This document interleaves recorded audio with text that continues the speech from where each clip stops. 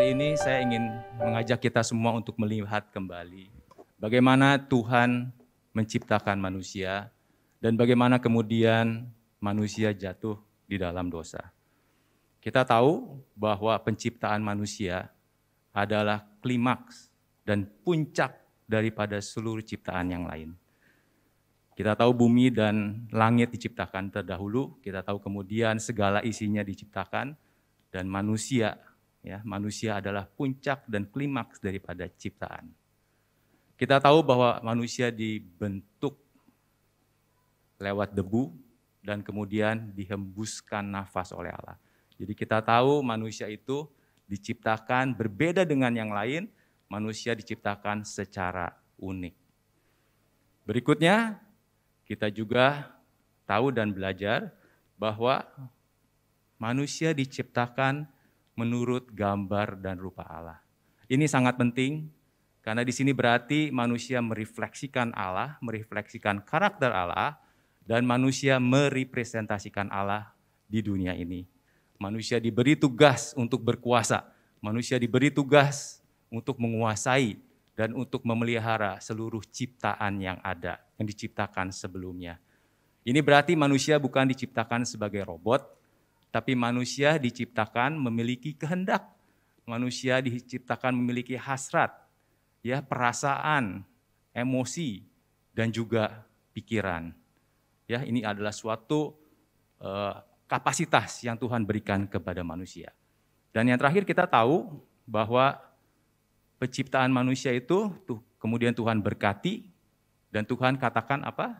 Sungguh amat baik, sungguh amat baik. Sayangnya, saudara-saudara, manusia yang tadinya diciptakan awalnya taat dan mengasihi Allah, kemudian manusia jatuh ke dalam dosa. Manusia jatuh ke dalam dosa justru karena Allah menciptakan mereka sungguh amat baik. Justru karena Allah menciptakan mereka dengan otoritas. Justru karena Allah menciptakan mereka dengan suatu potensi dan kapasitas. Maka manusia jatuh ke dalam dosa. Manusia lebih memilih untuk tidak taat dan menjadi Allah bagi dirinya sendiri. Sebagai akibat dari jatuhnya manusia pertama dalam dosa, maka semua manusia, termasuk kita hari ini, lahir di dalam dosa dan kesalahan.